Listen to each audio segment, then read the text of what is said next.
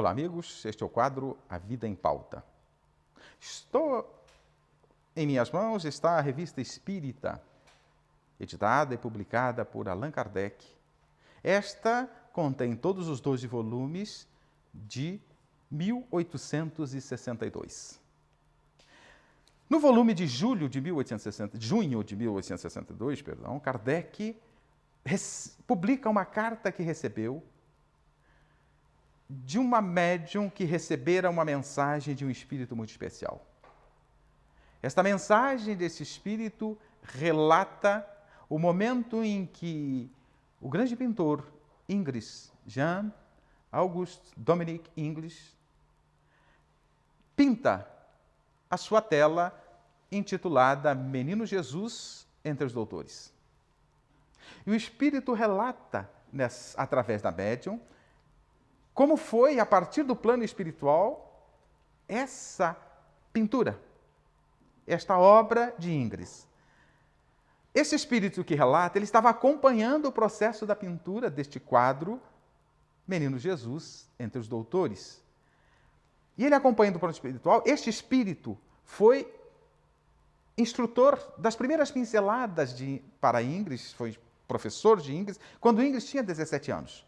Quando Ingres está fazendo esta tela, ele está com 83 anos. Portanto, seu instrutor já estava no plano espiritual e acompanha esta pintura.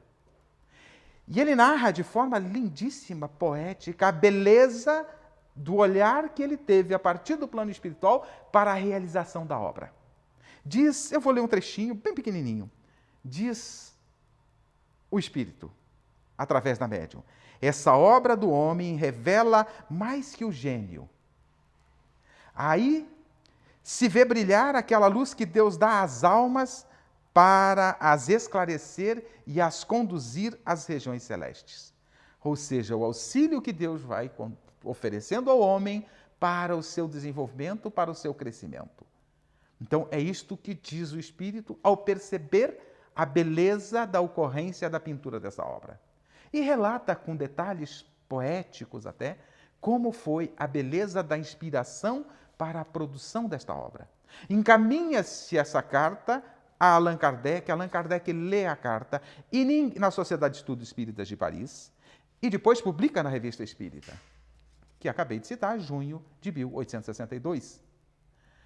Mas nenhum dos membros da sociedade, ninguém tinha conhecimento deste quadro, desta obra de Ingres, que já estava ele com 83 anos.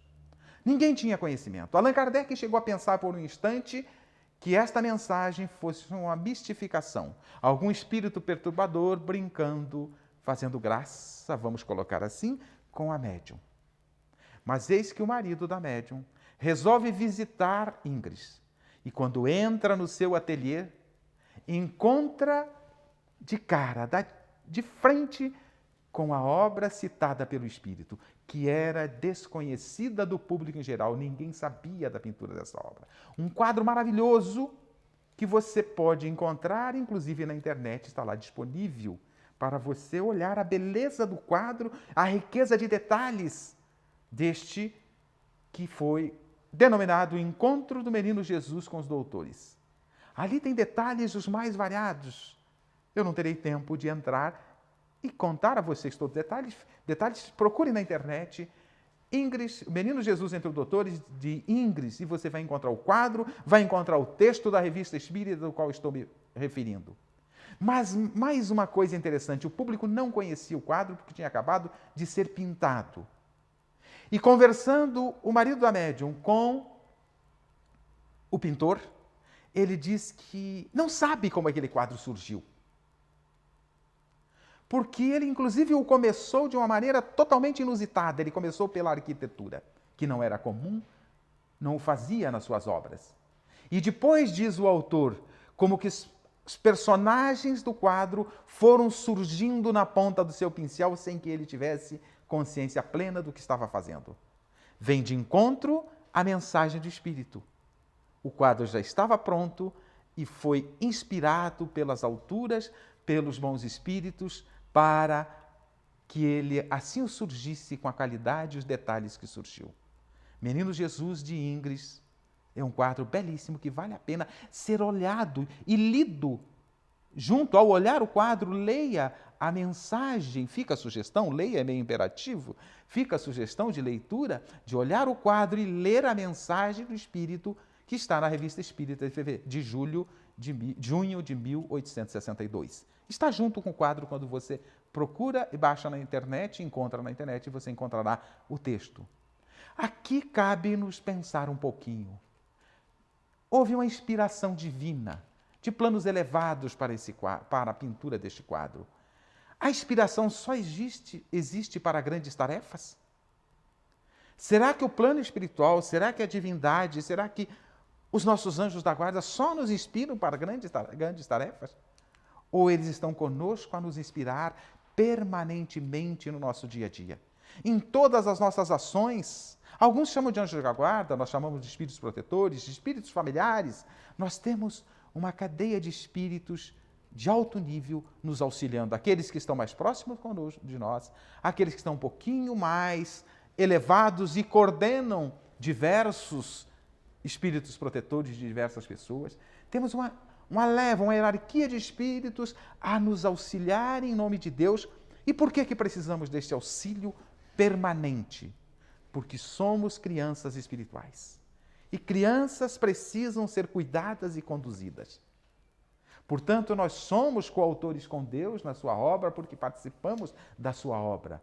Mas a nossa participação ainda é de crianças, como os nossos filhos participam na nossa casa de pequenos cuidados, de pequenos arranjos, de pequenas limpezas e coisas desse gênero. Não fazem grandes tarefas. Então precisamos ser cuidados, e o somos, cuidados permanentemente, diuturnamente, pelos bons espíritos, pela misericórdia divina, Deus que é Pai, como nos disse Jesus, e Pai cuida de seus filhos, oferece os recursos para o seu desenvolvimento.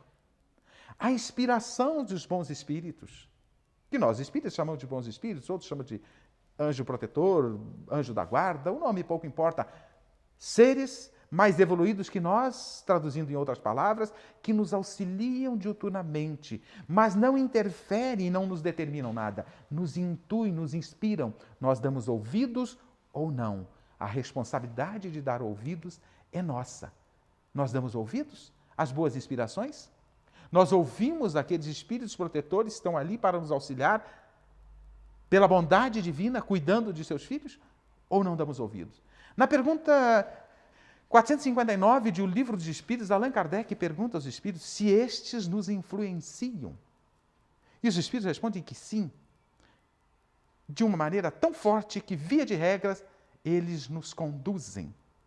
Mas aí nós temos dois tipos de espíritos a nos influenciar. Os bons espíritos que querem nos levar como protetores para o bom caminho, para que cumpramos as nossas tarefas, para que nos desenvolvamos, aprendamos as lições necessárias, mas também temos os espíritos equivocados. Brincalhões, como nós temos pessoas encarnadas que são brincalhonas e se divertem às custas dos outros, temos aí, hoje em dia, se fala muito em bullying, temos os inimigos de outras encarnações que querem ver, em palavras bem populares, a nossa caveira. A observação popular nos traz algumas questões do tipo o anjinho de um lado e o diabinho do outro. É simbólico. Então nós temos esta influenciação, é que os espíritos nos mostram. A quem nós damos ouvidos?